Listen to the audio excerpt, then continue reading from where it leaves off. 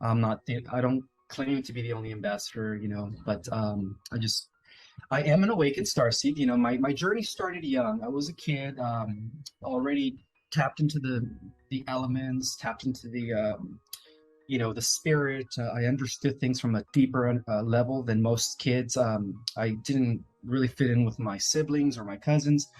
Yeah, I kind of turned out to be the black sheep in the family, and a lot of us can relate to that, right? We're always you know, the unique person that always stands out, but yet is always being suppressed. But overall, I didn't start fully understanding my purpose and mission until I started practicing Kriya Kundalini Yoga at the age of 20. And as a result of activating my chakras, after suppressing my intuition and my inner knowing for many, many years, due to my religious upbringing, I was able to remember my mission. And I knew that there was many, many millions of others out there like me. And I knew that one day we would all connect. And we're doing it. We're doing it thanks to the internet, and that we would all work as a team. And so my background is, I am a Lyran. My original home was in the Lyran constellation. My planet was known as Avion within the Vega star system. Mm.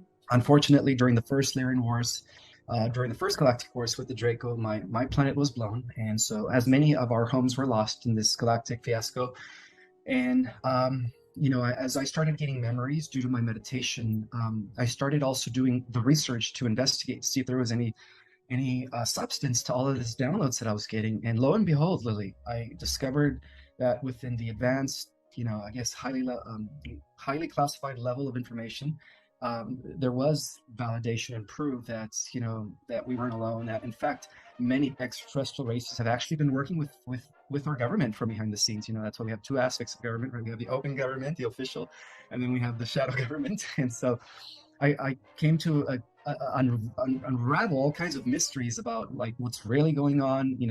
I was able to trace this war between good and evil, between the white hats and the dark hats off-world, uh, a war that's been going on for millions of years between what I call in my book the galactic humanoids, and then of course the Draco-Rite Empire. And so to me, that was just mind-blowing. I was about 25 when I discovered that. I'm 44 now, so I mean, I was in a time where people were barely understanding about the cabal and the secret societies and 9/11 and all that stuff. So I kept it to myself. I knew the majority of humans weren't ready for this information, but I, however, did know that the star seeds understood this information. So I was very very particular into who I shared my information with. And so that's why, I wrote Our Cosmic Origin.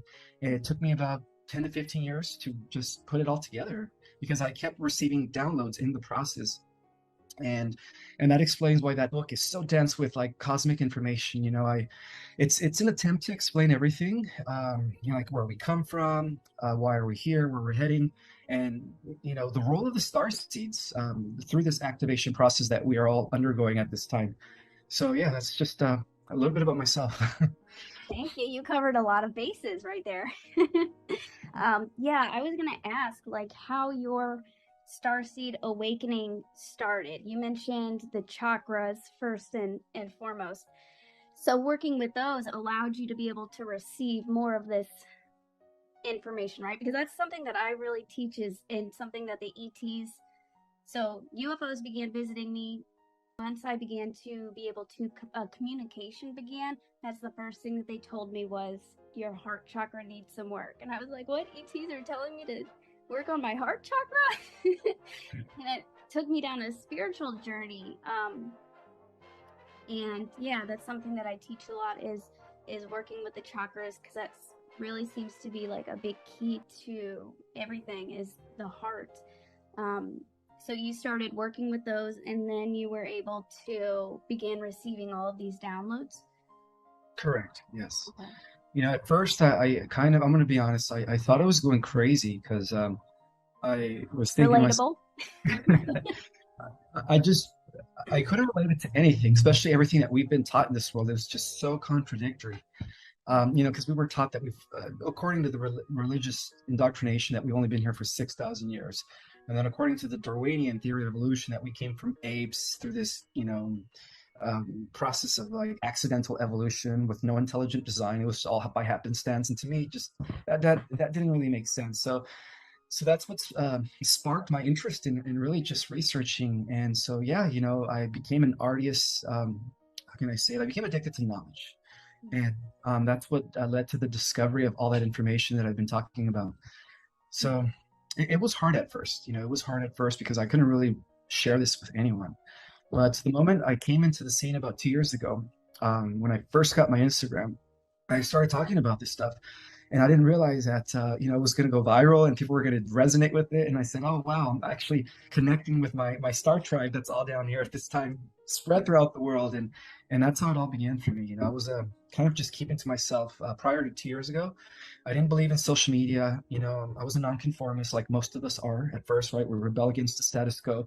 We're anti-establishment for many of us. I was a rebel as a youth. I played in a punk band, preaching anarchy and freedom and all that stuff. But we grow out of that, right? Yeah. and so, but yeah, that's a little bit about how it all unraveled for me.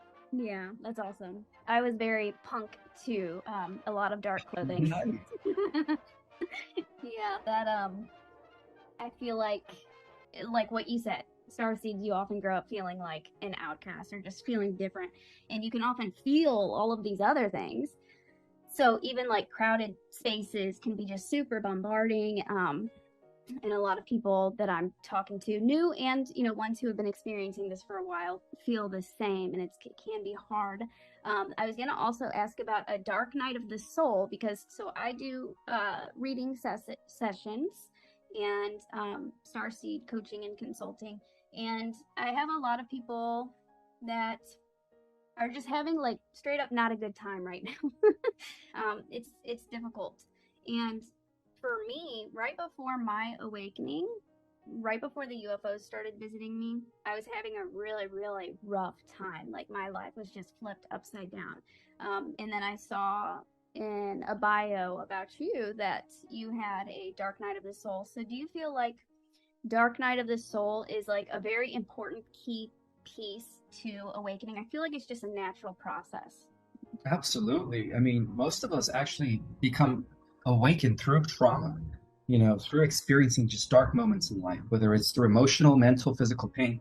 Sometimes those are triggers to we have to snap out of it because we are in some sort of, advanced video game program where our memories of who we were before we came in were like, I guess, blank slated, where the veil set in. And so, uh, Dark Night of the Soul is as essential as when we are in our high state of vibration and co-creating and living, in alignment with our higher self. How else can we appreciate those high moments if we don't have anything to compare it to? So I still go through that. I'm not perfect. I'm still in this human form. And it's normal. There's days where I feel like I want to go into a depression, but I choose not to. And then there's days where I feel like I'm on top of the world and I can do anything, and then everything in between. So it's normal. These are cycles. These are natural cycles that we all go through in order to actually continue, growing. Because every time we fall into a low frequency, or dark night of the soul, we actually bounce back up even higher. That's the way I see it, and that's how we increase our power. You know, because we're all growing. We're growing through contrast. We're growing through opposition, and a lot of it boils down to just being aware of who you are, and not really allowing yourself to be consumed in these low negative energies for a while. Otherwise, it takes you over. So that's the battle there. That's the battle that we're all undergoing. It's the greatest battle ever, which is the ego. We're all constantly trying to tame the ego. And I think that having an ego is a huge part of having this dark night of the soul, because without the ego, there is no way of how can I say it, of feeling like we're separated. Like when we are in our ego, we tend to be separated from everything else. When we're not in our ego, we see our connection to everything. So it's all part of the cycle. We're all one. Yeah. And with the energies going on right now also. So we're basically like Earth is going through like a huge dark night of the soul. um Everything has to get, from my perspective and from my understanding, everything has to get basically so bad that it shocks people awake. It's going to continue until um everybody can wake up. So it's natural, even though like it looks really bad. I feel like it's a part of the plan and a part of the process. Um, and with the energies going on right now, so I know that some people asked me about a solar flash. I was wondering if you could speak a little bit about like the solar energies or the energy hitting Earth right now, because it has been very intense, especially since the Lionsgate portal and with the full moon the other day. Just very, very intense. I've been so exhausted. Well, we are ending various cycles, not just a 2,160-year cycle, which is going from Pisces to Aquarius. We're also ending a fifth world, what's called a world age, which consists of 5,000 years. And then we're also ending five of those, which is a 25,960-year cycle, which has a lot to do with our solar system going around its central sun. So in a way, we're in the middle of shift. We're shifting ages, and so a solar flash is a phenomenon that has actually occurred 5,500 times before in the history of our world, where when our solar system is in alignment within this photon field of energy, there is like ages of light and glory where everyone is one. There is no evil; it's just pure harmony and balance. And then as our solar system leaves this energetic field called the photon band, and we go back into a cycle of darkness, but because we've already completed 5,500 cycles of that, now it's different. Now the Earth is going to just be on a steady ascension journey, where it's just going to keep going beyond the fifth dimension as we all reconnect back to Prime Creator Source. The solar flash has also been predicted by all ancient cultures. They call it different names. The original Zoroastrian teaching in which Judeo-Christianity draws from is known as Frascio Coretti, and they talked about the transmutation of evil in the earth and the upliftment of the righteous within a blink of an eye. Something that they call it the solar sneeze, Frascio Coretti. According to the original Vedas and the teachings of India, it's called the Sambardic of fire. And get this, Lily, even the Latter-day Saint Church, the Mormon Church, I know it's an organized religious organization, but they even talk about the solar flash. They talk about how in the past we were cleansed through water, which was the flood, and now we're going to be purged through a fire. They call it a transmuting fire that's going to be coming from the sun, that's going to purge all wickedness and exalt the righteous. And so, I mean, this is an event that obviously has been predicted in the prophecies, and is an event that has occurred, 5,500 times in the past. As I do reveal that, civilizations have actually been here for millions of years. So, yeah. Yeah, they've the ETs have shown me visions of UFOs and dinosaurs on Earth. Nice. So yeah, they've been here for a while. So that's good. There were some people that seemed kind of like worried about it. So the solar flash it's in the prophecies, and it'll be a very positive. From my understanding, it's just like it's going to be a quantum leap, a huge leap for all of us, basically. Absolutely, yeah. It's the greatest quantum leap that has ever occurred in the history of our universe, because for the first time, according to Dolores Cannon, um, the entire planet is ascending. So we're all going to be partaking of this free ride. Whereas in the past, it has mainly been an individual process. That's why we hear about the ascended beings, the ascended masters. But now it's like everyone's getting this opportunity to go into these higher levels of reality where we no longer experience suffering, death, or illness. Mm-hmm. Yeah, interesting. Yeah, so that sounds good. Something else I wanted to ask you about was, so I read something about you. So whenever, as you were young, played around with telekinesis. Could you speak a little bit about like what types of? Because I'm just so fascinated right now with seeing the different types of gifts that people are beginning to develop with these DNA activations, and as we go along, it's just mind blowing. And telekinesis is something that some of the ETs have been working with me on. I didn't know that it was like telekinesis at first, but that's what I do in the live DNA activations. I'm moving energy around. I haven't tested it with matter yet, but yeah, could you kind of talk a little bit about your gifts and what types of gifts you think are starting to happen. Yeah, so as a child, before my religious indoctrination, I was very in tune. I didn't see myself just as an individual. I saw myself as part of the wave, which is, the field of energy that is all around us.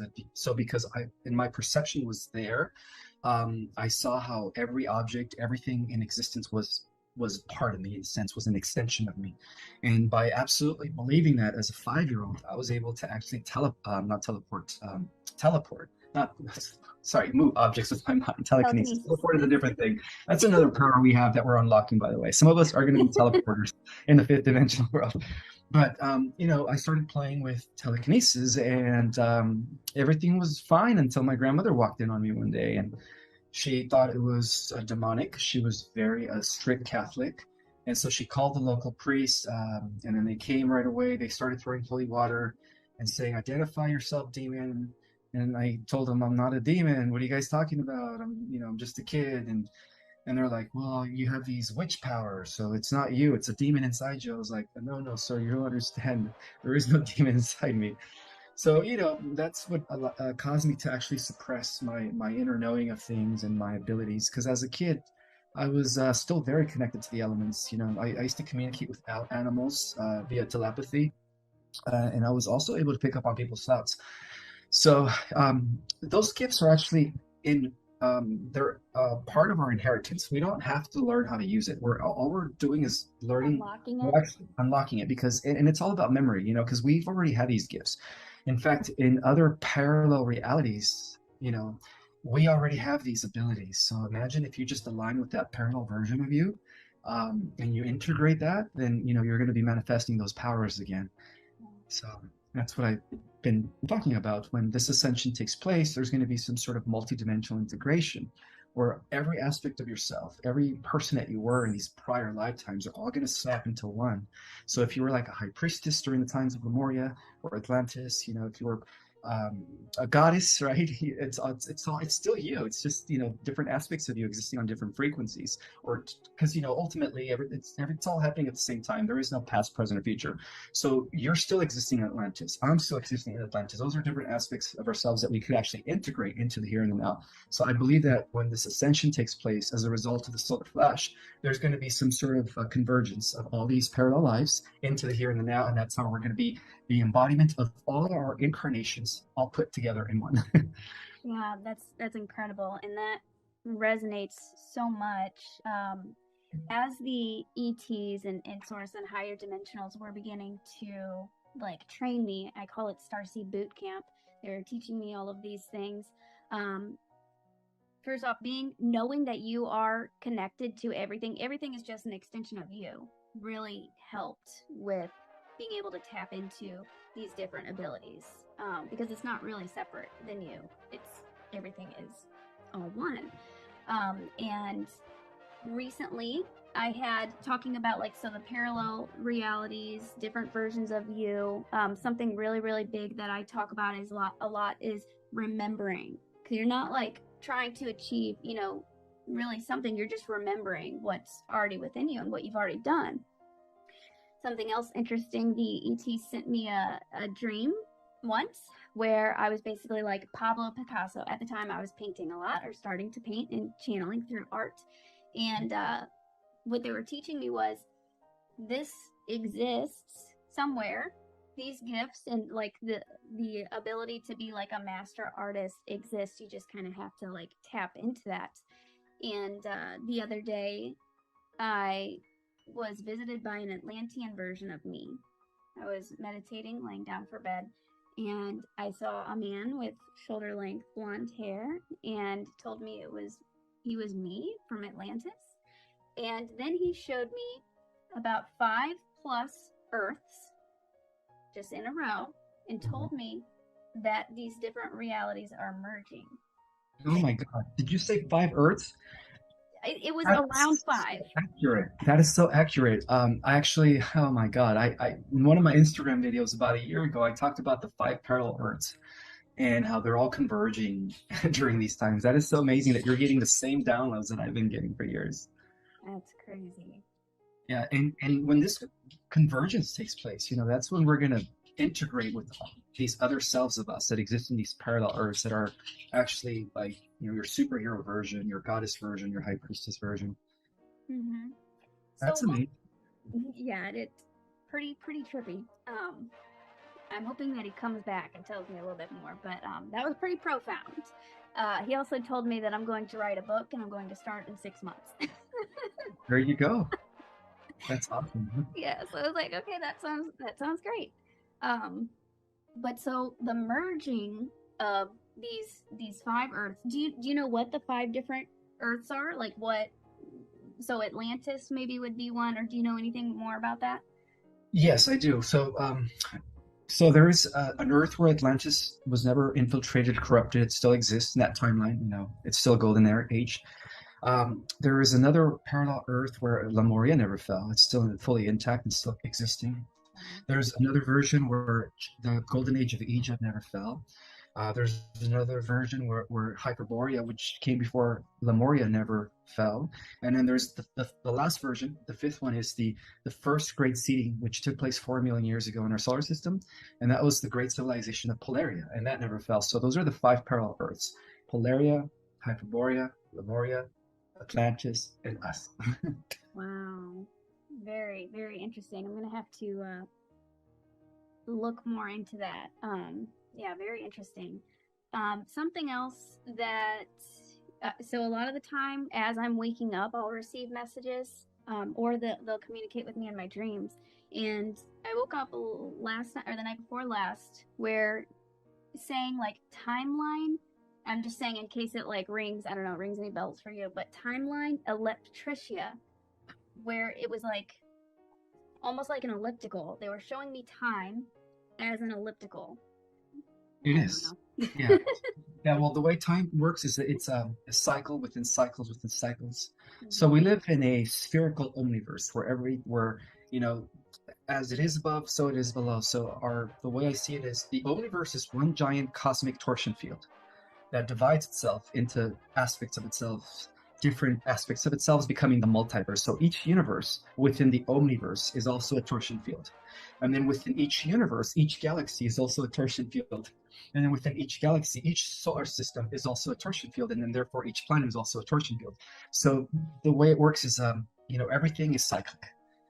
Because everything is energy vibrating on different levels of reality. So that's why everything's like a circle within a circle within a circle. And that's how, living in this 15-dimensional time matrix, that's how we're able to measure time, from one point to the next, or where we're at in the grand scheme of things. Again, because we're also dealing with cosmic cycles. And from what I've discovered is that we're also ending a 900 billion year cosmic cycle, which has a lot to do with the outbreath of the one into the many. And now that process is reversing. It's all coming back together as one. Wow. Very, very interesting and mind blowing. um, so with the going back to the like the five parallel Earths, what do you think that would look like whenever they all merge? So would those Earths like would the so me and then my male Atlantean version, what do you think is going to like happen with all of those different versions? Just merge and then you gain all of these memories back and all of these different abilities? Absolutely. You're going to have every talent, every memory, every ability that you have in these other four parallel Earths, where you are actually immortal, where you are, like a demigoddess or a demigod. In this case, you were a male Atlantis. And that's true. Some of us, sometimes we incarnate in the opposite sex in order for our soul to gather experience, because ultimately we're not male and female. We're just energy, experiencing itself through the different frequencies of this energy matter that is vibrating on different levels of reality. And so when this conversion takes place, you're going to have the full power and scope of all your selves put together in one. So that's why I always say that we are going to be super powerful when our dormant DNA begins to activate, and it's already in process. We're just waiting for that final release from the sun to fully transform our bodies into these new vehicles that were designed for us. Yeah. So exciting. It's like I like to tell people we are literally superheroes. We are. I mean, only at 4% genetic material potential. Mhm. There's a reason, Lily, why they don't want us to use 10% or even 15%, because even at the level of 10, 15%, we're able to move objects. We're able to, with our minds, we're like Jedis. We could read thoughts, we could remote view and go anywhere we want with our consciousness. We almost like we become non-local, just at 10 or 15%. Now imagine when we start using 30 or 40%. Yeah. We will That's be just, like gods. yeah, gods and goddesses. Well, that's that's our original design. We were originally designed to become the new guardians, not only of the new Earth, but of the entire omniverse from this Earth. Mhm. And that's why all the extraterrestrials covet our DNA, because we have the best, the most, advanced genetics, and we also have the God code or the God source gene that allows us to go into the realms of infinity or the motherverse. Wow, amazing. Yeah, DNA. So that's been since the UFOs started visiting me, that's been what they've been showing me and telling me the whole time. DNA before I even knew anything. So that's what I focus heavily on, and it's just it's just amazing. So you mentioned something about the waiting for that last solar flash. Do you have like a guess on like timing, or what to expect or what we can expect going forward? Well, what we can expect is, like you said earlier, things are probably going to get worse before they climax to the point where it eventually collapses and something new begins or something new replaces it. And so we're almost there, and I think that the solar flash is going to be the final tilt that's going to completely disintegrate the current paradigm, or what we call the third dimensional world, and then usher in fourth and fifth dimensional reality for everyone to be in. Mm-hmm. So it's in process, and that explains why the CMEs are constantly increasing every day, especially more so within the Lions Gate and the full moon that occurred. I mean, I think this is the final Lionsgate before the ascension takes place. Wow. So yeah. Super exciting. Buckle up, guys. Oh, you muted yourself. Oh yes, I'm sorry about that. I just have You're some fine. distractions in the background. Oh no, okay, you're good. I thought it was on accident. And so the 5D Earth, somebody wanted me to ask you about like what does living in the 5D right now look like for say a mother with kids and all of just a lot going on, like how do you kind of keep yourself centered or living in 5D? What would that look like? Or do you have Well, any tips? yeah, start. We could start already living in the 5D with our consciousness. Just because our body isn't there, it doesn't mean that we can't already begin to anchor in the 5D reality. And how do we anchor in the 5D reality? Is through our compassion, through our understanding of things, by seeing the sacredness in everything, by seeing every single person as Christ, as God. And when you start adapting that philosophy of unity consciousness, you're already living in five-dimensional world. And so when the shift takes place, it's just gonna it's all it's gonna do is just translate your physical form into something greater. So through our consciousness, we could already be integrating the five-dimensional earth because the grid is already in place. Some are already there. Some that are very spiritually advanced, they're all already living in the fifth dimensional earth. In other words, the third dimensional Earth does not affect them anymore because they're already vibing at such a high frequency where the lower frequencies are just like it's almost like two different radio stations. You know what I mean? Yeah, So yeah. we can already start living it through our minds, through our philosophies, through our way of life, how we conduct ourselves, how we think, how we feel. Our thoughts and our emotions are huge, huge factors in the co- in co-creating the reality we all really want. So I would start by just using your imagination and your beliefs to visualize and imagine what it would be like to experience your version of heaven on earth. Because ultimately, Lily, perception does create a reality. And one of the things that we're all going to be doing in the fifth dimensional Earth is that we're going to be just manifesting at the speed of light. So that's why we're having this opportunity to actually control our thoughts and our emotions now. Because when we do translate into this new reality, we're going to be like natural replicators. So, we are going to be the living technology. Yeah, amazing. Very similar to that's a message that was reiterated to me the other day. It's literally our perception. is what is creating. It's whatever we're tuning into is creating everything. And I like to think of it as basically a giant computer. Consciousness is a giant computer, and we are literally programming ourselves. So that's where you can start, is by even like affirmations, mantras, just making a decision, what you're going to tune into and how you're going to feel, and just begin kind of programming yourself. And also through the heart. The heart is the key. That's a big thing that they reiterate to me a lot. Focusing on that frequency of love will just begin to bring everything else to you. And that is the key, actually. More over everything, the heart. Yeah. The heart is our key to fifth dimensional reality and above. Awesome. Yeah, definitely. So one other thing that I wanted to mention was starseed symptoms. We already kind of talked about that a little bit, but so I had watched bits of an interview that you did, and you mentioned starseed symptoms. You mentioned even a seizure. And just a quick story. Back in May, it was after I got back from an SSP conference. The next day, I ended up having a just spontaneous. I was also very, very exhausted. There were a lot of downloads and a lot of things happening, but I ended up having a grand mal seizure, getting a concussion. And after that, yeah, it was very intense, very scary. After that, though, I knew that it was marking a new chapter for me, and there was something bigger.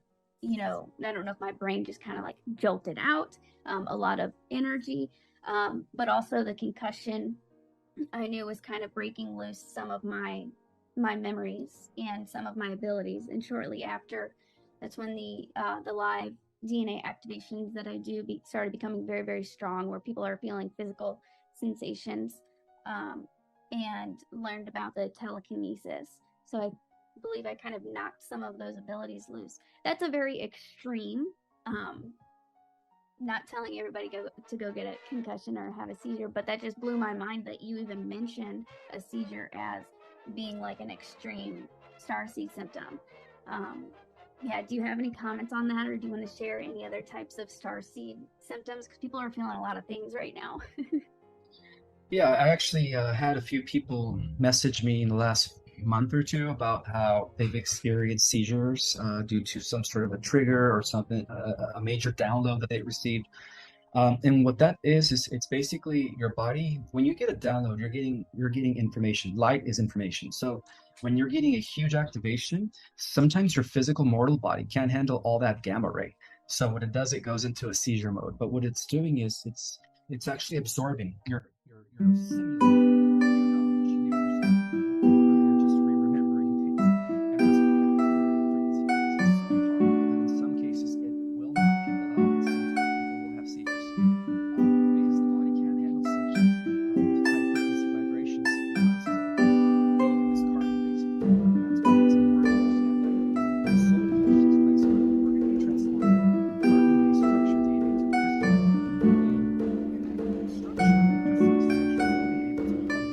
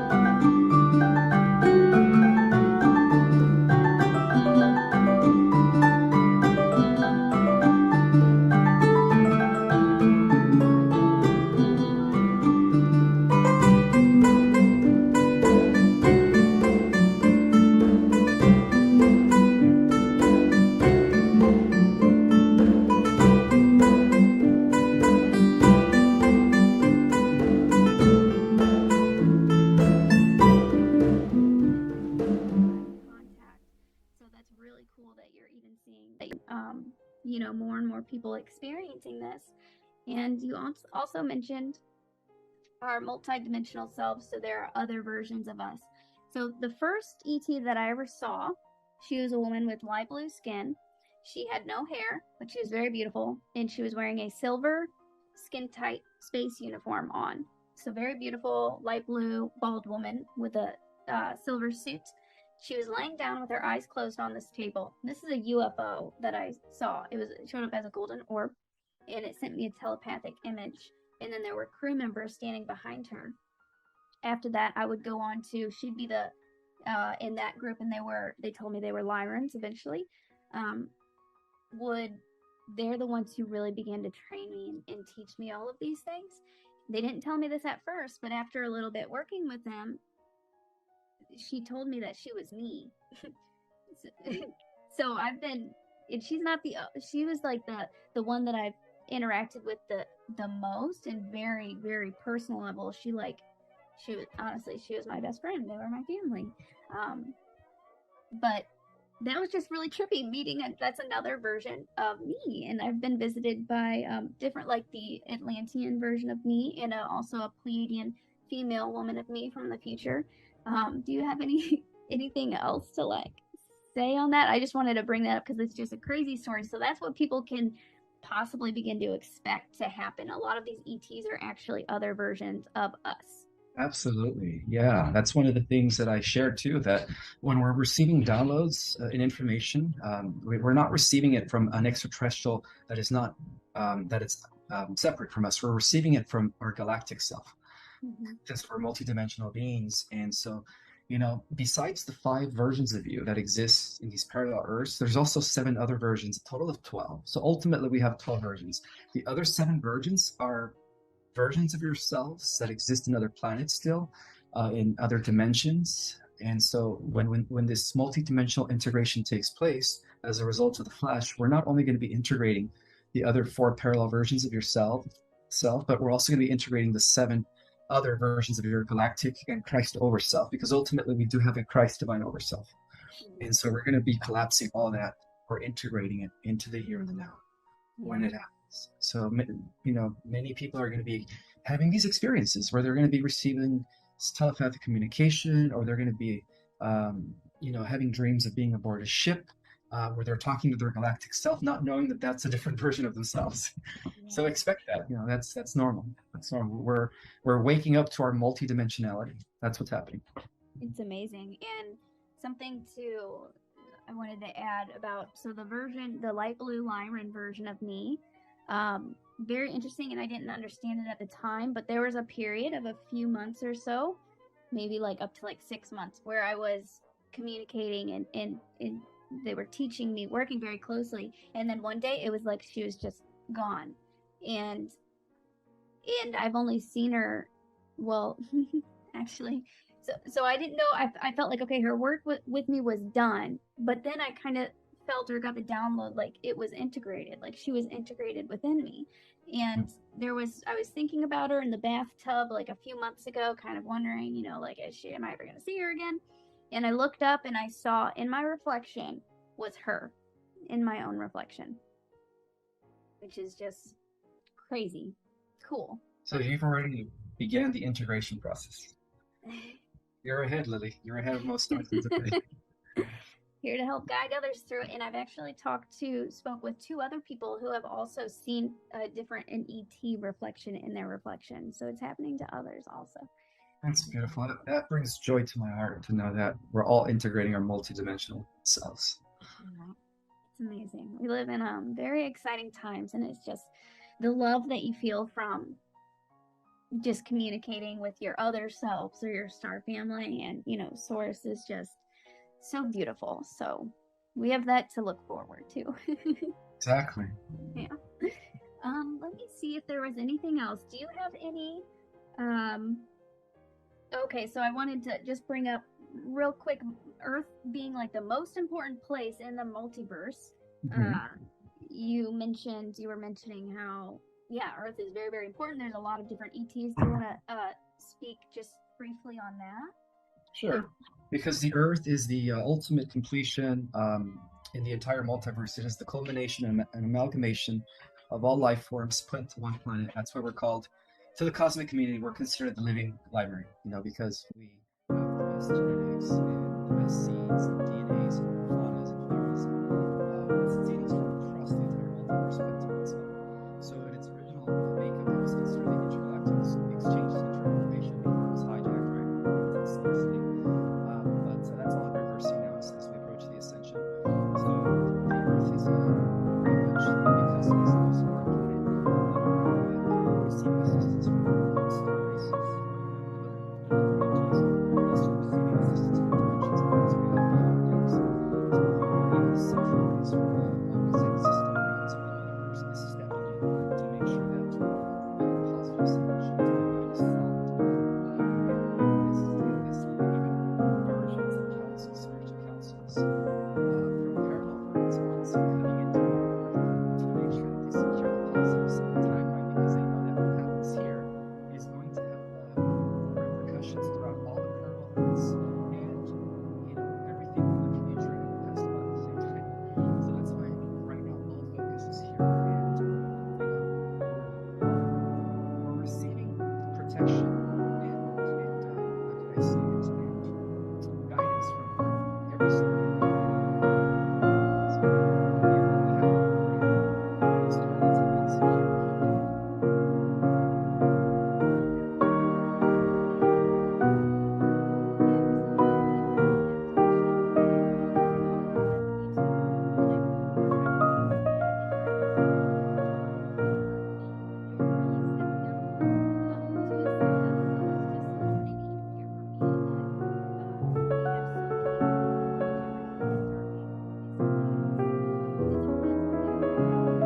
Exactly, yeah. It seems like all the forces of light on every level of reality within every dimension, the focus is here. It's all here to make sure that this earth becomes, the crowning jewel of all creation as it was intended originally.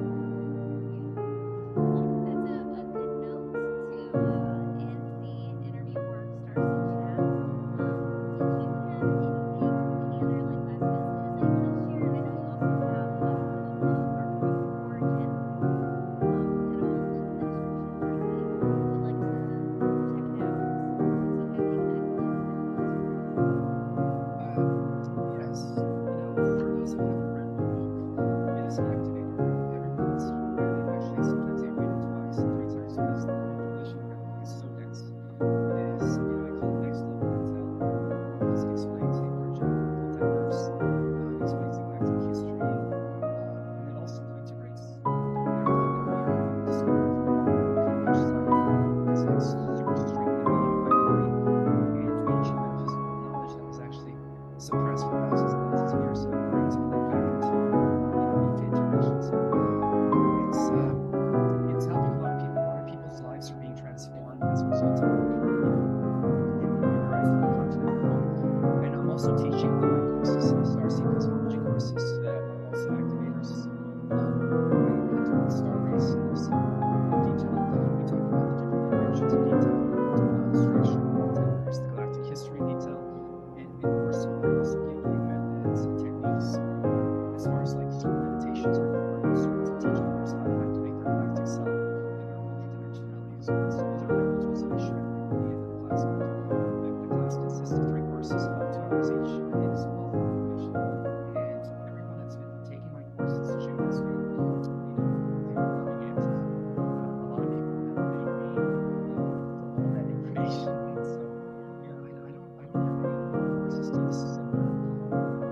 I guess that's a good thing right now. We're booked all the way to November, but we just opened up the December class for those that are interested in learning more so about their galactic and stellar origin, and or even if you want to know if you're a starseed or not, it's a good class to take.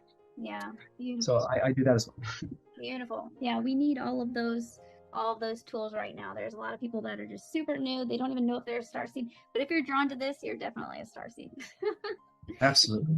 Yeah. Well, thank you so much for doing this interview with me, and it was wonderful meeting you. Likewise, Lily. Thank you for having me here. Take care. Bye. Yeah.